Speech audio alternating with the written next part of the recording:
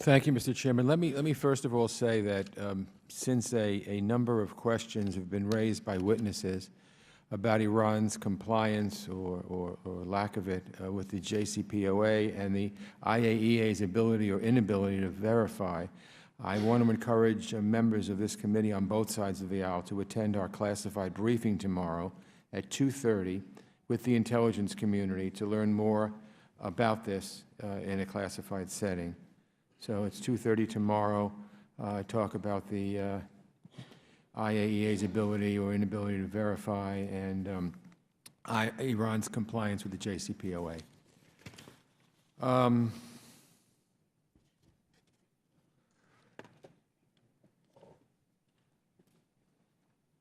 Let me ask Mr. Sullivan,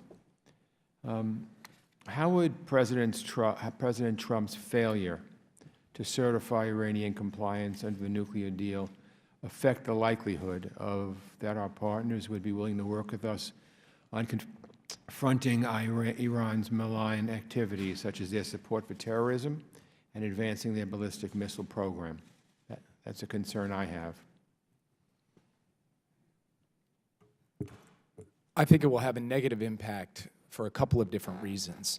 The first is that it will put all of the focus of diplomatic discussions between the United States and our European partners on what to do about the deal and whether the President's going to stay in it and on what conditions he'll stay in it and whether he likes it today and doesn't like it tomorrow. And this will he or won't he dance around decertification and what follows from that will distract the international community, the United States and our partners from actually taking on Iran in Syria and across the region. And we've heard from other witnesses on this panel about how, as things stand today, United States policy towards Syria is permissive in respect to Iran's capacity to gain strength and gain territory.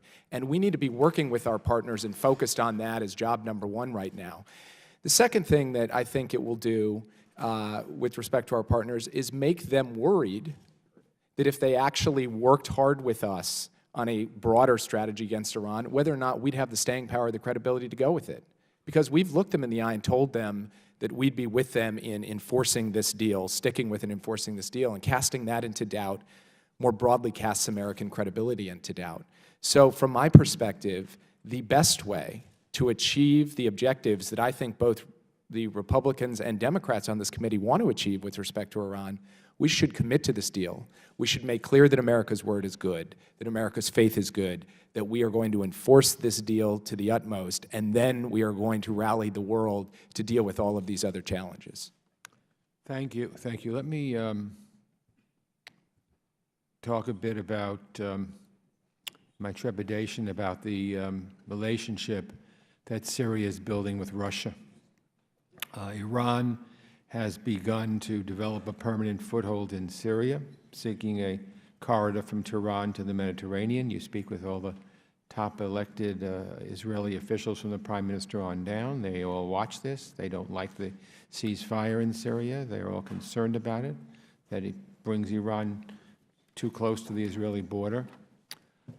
Iran's relationship with Russia, which is cemented in the battlefield defending the Assad regime, has made it possible, in my opinion, for Iran to make inroads in Syria, putting Israel's security at risk and threatening to further destabilize Lebanon and Iraq.